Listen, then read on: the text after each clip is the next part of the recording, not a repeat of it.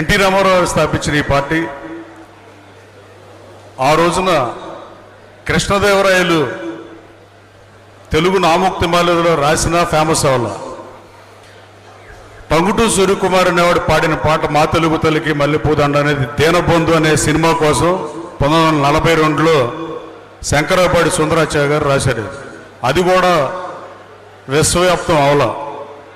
అలాగే మన దేశం సినిమాతో సినిమా నటుడుగా సినీ జీవితాన్ని మొదలెట్టి నా దేశంతో ఆపేసి తెలుగుదేశం పార్టీ పెట్టి ఉండకుండా మిగతా సినిమా నటుల్లాగానే రిటైర్ అయిపోయి ఉండుంటే ఎన్టీ రామారావు గారు ప్రజల హృదయాల్లో చిరస్మరణీయుడిగా మరణం లేని జనం ఉన్నాళ్ళు కొంతమంది ఉంటారు. అట్లాంటి చిరస్మరణీయుడిగా ఉండేవాడు కాదేమో అనటంలో సందేహం లేదని నేను భావిస్తున్నా వ్యక్తిగతంగా. అలాగే ఆ మా తెలుగు తల్లికి మల్లెపూదండ చైతన్యదానికి పెట్టి ఊరు వాడ తిరిగి తెలుగును స్పృశించి తెలంగాణ, ఆంధ్ర, రాయలసీమ అన్ని ప్రాంతాల్లో తెలుగు తెలుగు తెలుగు అంట అధికారంలోకి వచ్చి ఆయన తీసుకొచ్చిన సంస్కరణలు కానీ విప్లవాత్మకమైన రిఫార్మ్స్ కానీ ఈ దేశంలో మరే ఇతర ముఖ్యమంత్రి ఇవాళ కూడా చేయలేదంటే ఏమాత్రం సందేహం లేదు. అలాంటి పరిస్థితుల్లో తర్వాత 3,000 కోట్ల బడ్జెట్ ఉన్న ఈ రాష్ట్ర ప్రభుత్వాన్ని అధికారంలోకి వచ్చిన చంద్రబాబు నాయుడు గారు 30,000 కోట్లకి 9 సంవత్సరాల్లో 10 రెట్లు బడ్జెట్ పెంచిన పరిస్థితి. దురదృష్టవశాత్తు 2004లో ఒక్కసారి అధికారం వచ్చి ఉంటే ఆంధ్రప్రదేశ్ దశ దిశ వేరేగా ఉండేది. అలాగే చంద్రబాబు నాయుడు గారికి కూడా తెలుగుని విశ్వవ్యాప్తం చేసి మద్రాసుని తెలుగుని తీసుకొచ్చినాక తెలుగు మృత భాష అయ్యే పరిస్థితులు, జగన్మోహన్ రెడ్డి గారి ప్రభుత్వం తెలుగు పట్ల వచ్చిన నిర్లక్ష్య వైఖరి, వీటి నుంచి తెలుగును కాపాడడానికి మొన్న బడ్జెట్లో 10 కోట్ల రూపాయలు కేటాయించినందుకు ముఖ్యమంత్రి గారికి ధన్యవాదాలు తెలియజేస్తూ, అలాగే యువగళంలో 20 లక్షల మందికి ఉద్యోగ ఉపాధి అవకాశాలు కల్పించే లక్ష్యంగా పనిచేస్తా తన శాఖ కాకపోయినా పరిశ్రమలు తీసుకొచ్చి నిరుద్యోగ యువతకు ఉపాధి అవకాశాలు కల్పించడం లక్ష్యంగా, అలాగే కార్యకర్తలకి చనిపోతే 5 లక్షల బీమా సౌకర్యం ఇవన్నీ చేస్తున్న లోకేష్ బాబు కూడా ధన్యవాదాలు తెలియజేస్తూ, ఈ కృష్ణా జిల్లా గురించి గన్నవరం నియోజకవర్గంలో ఉన్న సమస్యల గురించి ఎంపీ నారాయణ గారికి, జిల్లా పార్టీ అధ్యక్షుడు మాజీ ఎంపీకి నేను ఆల్రెడీ మొన్న గన్నవరంలో చెప్పాను. మళ్ళీ అదే చెప్పడం అనవసరం నేను భావిస్తూ కృష్ణా జిల్లా గురించి 2 ముక్కలు చెప్దాం అనుకుంటున్నా. కృష్ణా జిల్లా మహోన్నత జిల్లా, ఇండియాలో హైయెస్ట్ ట్యాక్స్ పేయర్ జిల్లా. 1925కు ముందు రాజమండ్రి నుంచి అటు మునుగోడు వరకు ఇటు పల్నాడు వరకు ఉన్న ఈ జిల్లా ప్రాశస్త్యాన్ని జిల్లా పరిషత్ మీటింగ్లో అడిగా. మీరు చరిత్రను రాసి మహానుభావుల విగ్రహాలు పెడితే జిల్లా పరిషత్ మీటింగ్కి వస్తా, లేకపోతే ఇక నన్ను పిలవబాకండి అని చెప్పా.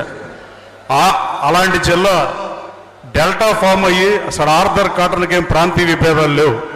అక్కడ ధవళేశ్వరం దగ్గర బ్రిడ్జ్ కట్టినా, ఇక్కడ ప్రకాశం బ్యారేజీ కట్టినా డెల్టా ఫామ్ అయ్యి ఫస్ట్ నాగరికత నేర్చుకుని వలసలు వెళ్ళిపోవటం వల్ల దిక్కుమాలిన స్థితికి దిగజారిపోయిన జిల్లా ఈ దేశంలో ఉన్న 612, 613 జిల్లాల్లో ఏదన్నా ఉంటే అది ఒక కృష్ణా జిల్లానే.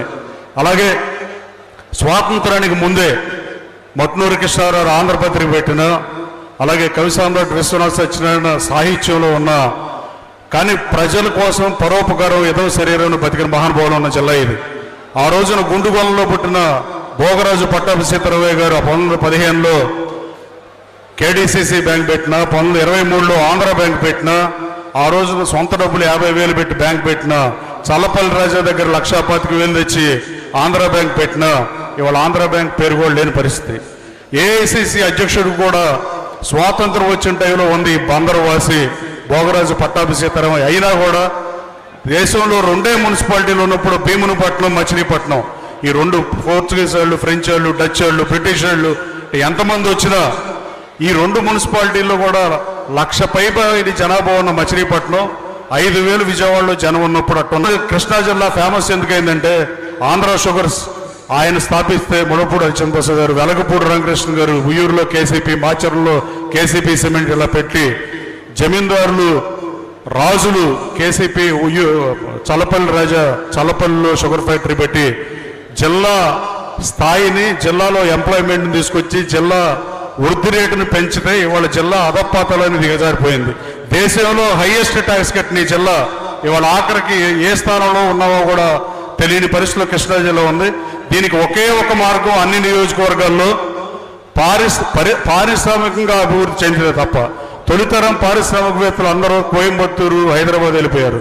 2వ జనరేషన్ పారిశ్రామికవేత్తలు కూడా రాజధాని హైదరాబాద్ అని విజయ్ ట్రేస్ రమేష్ గారు ఎవరైనా కానీ ఏ ఇండస్ట్రీస్ అయినా ఈ జిల్లా నుంచి పక్క జిల్లాలకు వెళ్ళిన పరిస్థితి, పక్క దేశాలకు వెళ్ళిన పరిస్థితి. మళ్ళీ జిల్లాకి పూర్వవైభవం రావాలంటే ఈ ఎంఎస్ఎంఈ పార్క్ని 50 ఎకరాలు 70 ఎకరాలు సోదరుడు రాము అడిగినట్టుగా 100 ఎకరాలు కాకుండా ఒక 500 ఎకరాల నుంచి 1000 ఎకరాలకు తగ్గకుండా ఈ 6 నియోజకవర్గాల్లో మీరు గనక పార్క్, ఇండస్ట్రియల్ పార్క్ ఏర్పాటు చేసి ఈ నియోజకవర్గం నుంచి, ఏ నియోజకవర్గం నుంచి అయినా ఐటీ జాబులు తప్ప ఏ జాబ్ వాళ్ళు వలస వెళ్లకుండా ఉండే పరిస్థితి వస్తే తప్ప ఈ జిల్లా మనుగడ ప్రశ్నార్థకం అవుతుంది. దీంట్లో ఏమాత్రం సందేహం లేదు. నేను రాజకీయాల కోసం చెప్పట్లా.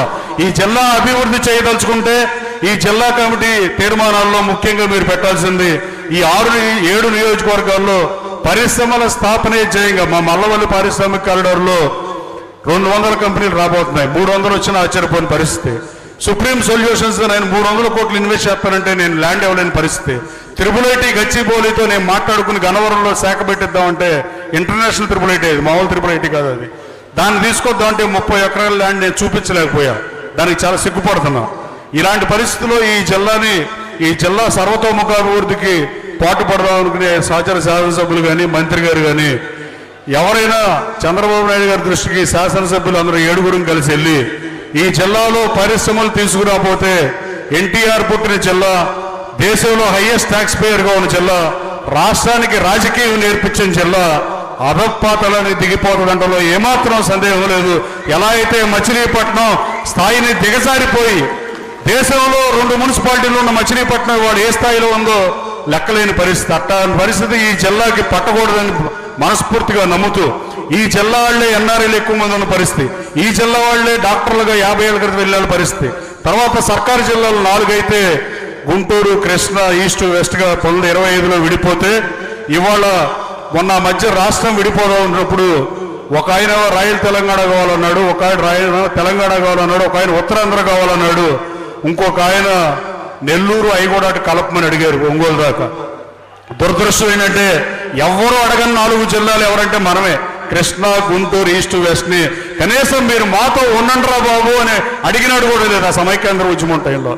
అలాంటి పరిస్థితిలో ఉన్న ఈ జిల్లాని మళ్ళీ డెవలప్ చేయడానికి సహచర శాసనసభ్యుల మద్దతు కూడా కోరుతూ, గౌరవ ముఖ్యమంత్రి గారు తలుచుకుంటే తప్ప ఇది సాధ్యం కాదు.